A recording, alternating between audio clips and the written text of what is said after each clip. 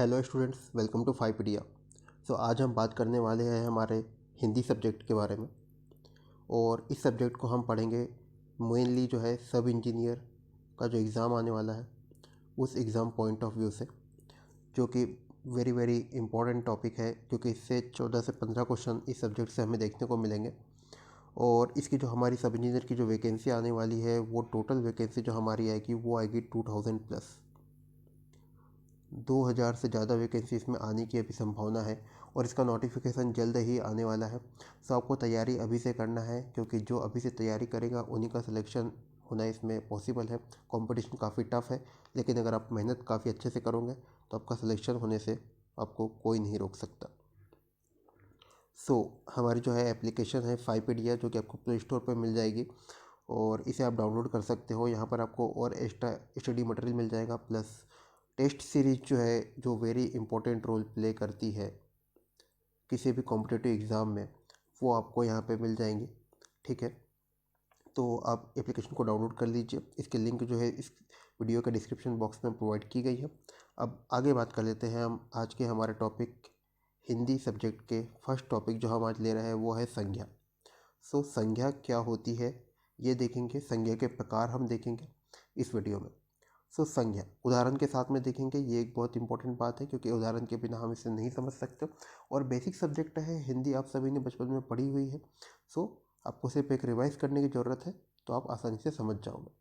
तो एंड तक वीडियो को देखिए और चैनल को अगर अभी तक सब्सक्राइब नहीं किया हो तो सब्सक्राइब कर लीजिए, बेल आइकन को दबा दीजिए और लाइक की बटन जरूर दबाइए। आपको कोई डाउट आता है तो कमेंट सेक्शन में आप कोई भी डाउट पूछ सकते हो। तो संज्ञा क्या होती है? संज्ञा की परिभाषा देखेंगे सबसे पहले। संज्ञा जो है किसी भी वस्तु, जाति, व्यक्ति, भाव या स्थान के नाम को ही संज्ञा कहते हैं।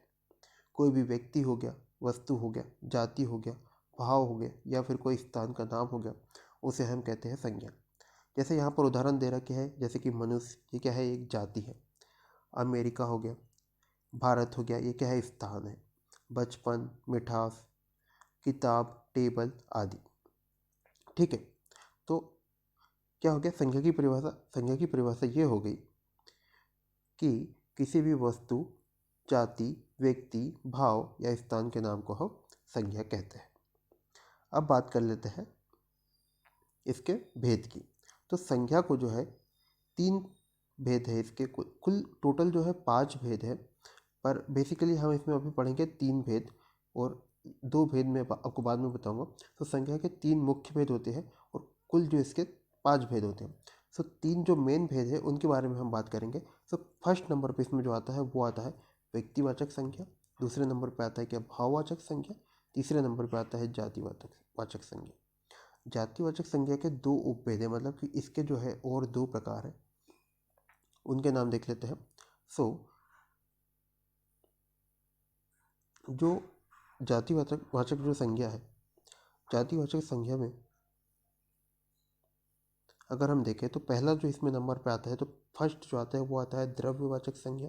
दूसरा आता है समूहवाचक, या फिर इसे हम बोलते हैं क्या? समुदायवाचक संज्ञा। ये हो गए क्या हमारे जाति के संज्ञा के भेद। पहले नंबर पर पढ़ा हमने व्यक्तिवाचक संज्ञा, दूसरा भाववाचक संज्ञा, तीसरा जातिवाचक संज्ञा, और जातिवाचक के 2 पढ़ लिए हमने, द्रव्यवाचक संज्ञा और समूहवाचक और समुदायवाचक संज्ञा। अब इनकी हम डेफिनेशन देख लेंगे और इनके हम डेफिनेशन के साथ में उदाहरण भी देख लेंगे। इसका एक स्क्रीनशॉट अगर आप लेना चाहो तो ले सकते हो। देन हम आगे बढ़ जाते हैं। तो फर्स्ट नंबर पर हम पढ़ेंगे क्या? व्यक्तिवाचक संज्ञा। व्यक्तिवाचक संज्ञा क्या होती है उसे हम जानेंगे। क्या होता है व्यक्तिवाचक संज्ञा? व्यक्तिवाचक संज्ञा से हमारा अभिप्राय है कि जो शब्द केवल एक व्यक्ति, वस्तु या स्थान का बोध कराते हैं, जो शब्द केवल एक व्यक्ति, वस्तु या स्थान का बोध कराते हैं, उन शब्दों को हम व्यक्तिवाचक संज्ञा कहते हैं। जैसे कि भारत एक ही है, चीन एक ही है, किताब, साइकिल, सुरेश, रमेश, महात्मा गांधी, व्यक्ति आदि। अब इसके हम डेफिनेशन तो हमने देख ली कि जो शब्द केवल एक व्यक्ति, वस्तु या स्थान का बोध कराते हैं उन्हें हम व्यक्तिवाचक संज्ञा कहते हैं। अब उसके हम उदाहरण देख लेंगे और उदाहरण में हम क्या देखेंगे? पहले हमने देखा कि रमेश बाहर खेल रहा है। रमेश बाहर खेल रहा है। रमेश क्या है? Single person. Mahendra Singh Dhoni cricket खेलते हैं। मैं भारत में रहता हूँ। महाभारत एक महान ग्रंथ है। अमिताभ बच्चन कलाकार है। अब ऊपर जितने भी हमने सेंटेंस अभी देखे हैं, जितने भी हमने वाक्य देखे हैं, उसमें हमने देखा कि ऊपर दिए गए वाक्यों में जो है रमेश, महेंद्र सिंह धोनी, भारत, महाभारत एवं अमिताभ बच्चन जो है संज्ञा शब्द कहलाते हैं, क्योंकि ये शब्द किसी विशेष व्यक्ति, वस्तु या स्थान का बोध करा रहे हैं। जैसे कि अमिताभ बच्चन, जो कलाकार अमिताभ बच्चन है वो एक है, किसी व्यक्ति को रिप्रेजेंट कर रहे हैं। महाभारत एक ग्रंथ है। उसके बाद में ऐसे ही ऊपर देखेंगे हम, मैं आ गया। उसके बाद में जो भारत हो गया, भारत, मैं भारत में रहता हूँ, मैं भारत जो है एक संज्ञा है। उसके बाद में महेंद्र सिंह धोनी हो गया और रमेश हो गया। दूसरे नंबर पे आता है क्या, ये तो था हमारा क्या, व्यक्तिवाचक संज्ञा। ये हमारा क्या था, व्यक्तिवाचक संज्ञा। सेकंड नंबर पे हम बात करने वाले हैं किसकी, जातिवाचक संज्ञा की। सो जातिवाचक संज्ञा क्या होता है उसको हम समझ लेते हैं।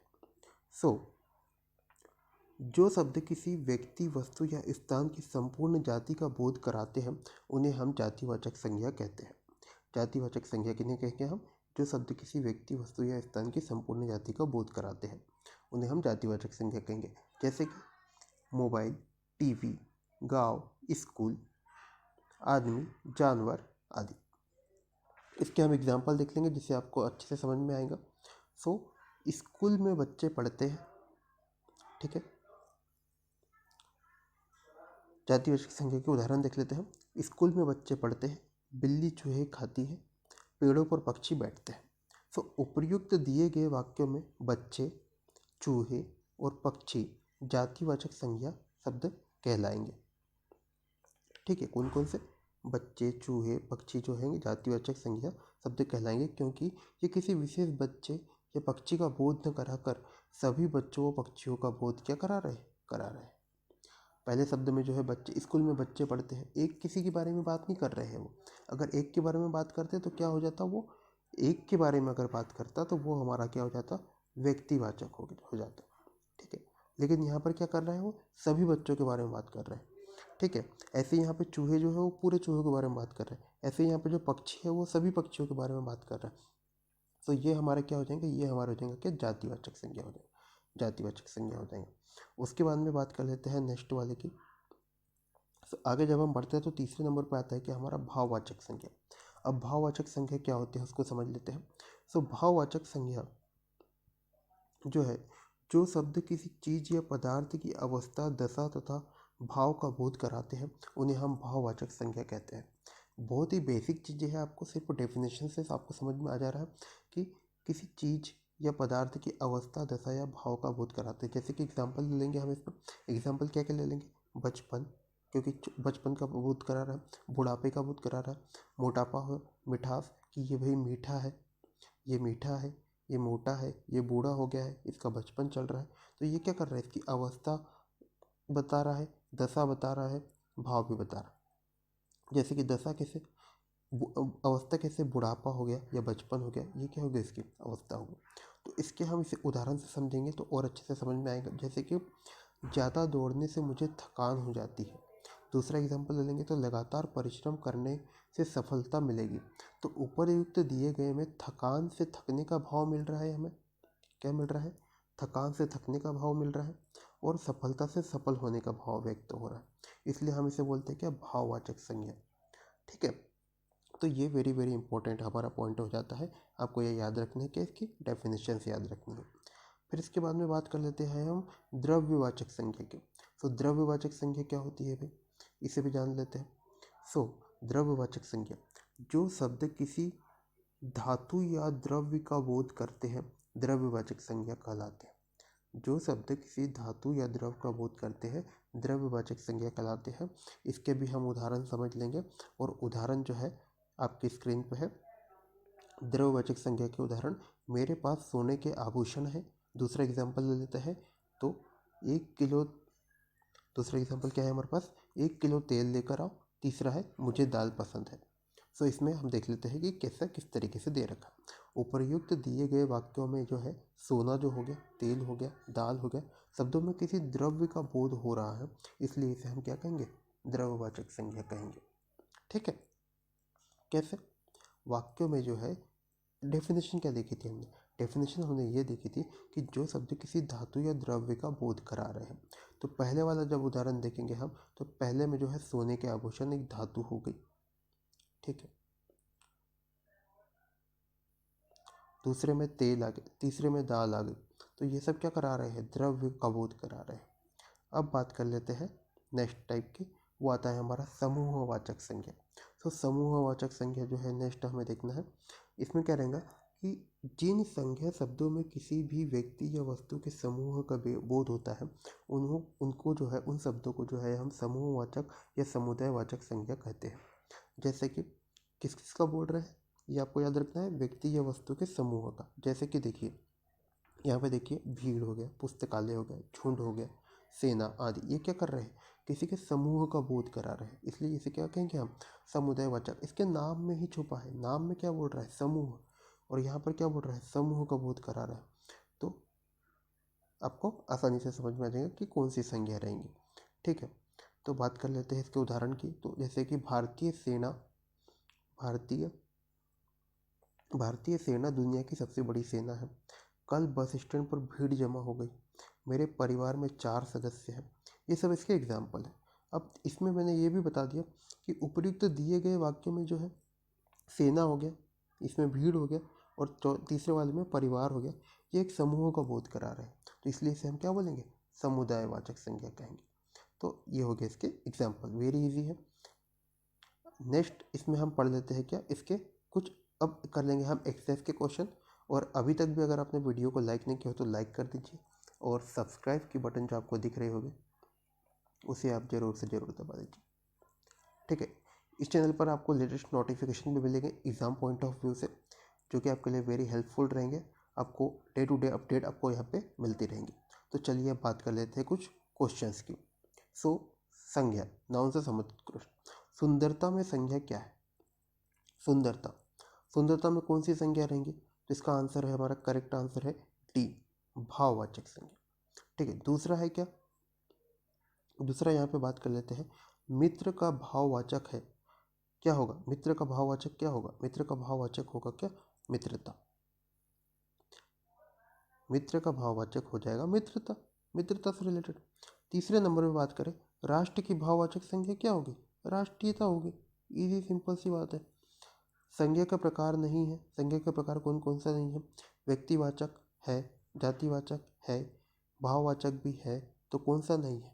ये वाला नहीं है, मतलब कि नहीं है वाला पूछा है, तो हमारा आंसर क्या हो जाएगा? हमारा आंसर हो जाएगा सी।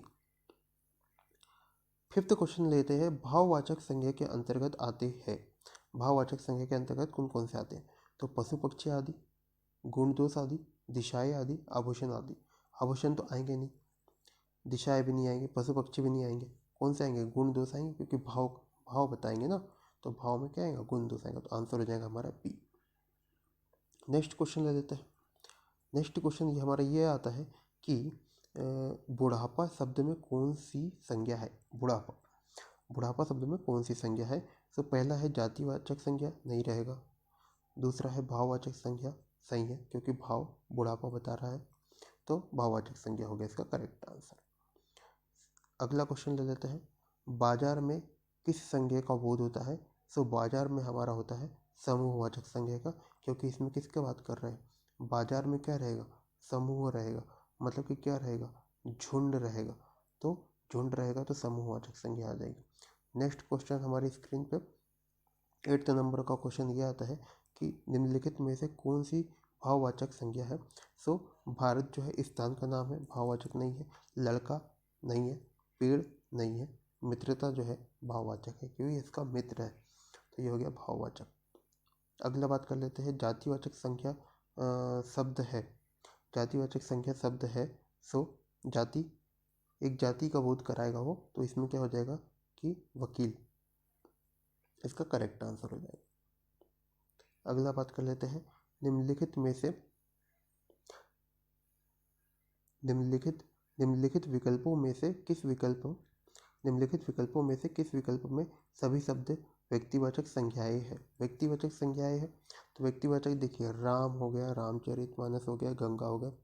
पहले ही वाला आंसर हमारा करेक्ट है। क्यों है? क्योंकि राम रामचरितमानस और गंगा किसी एक व्यक्ति का बोध करा रहा है या वस्तु का बोध करा रहा है, तो ये क्या हो गया हमारा, इसका आंसर ये हो गया।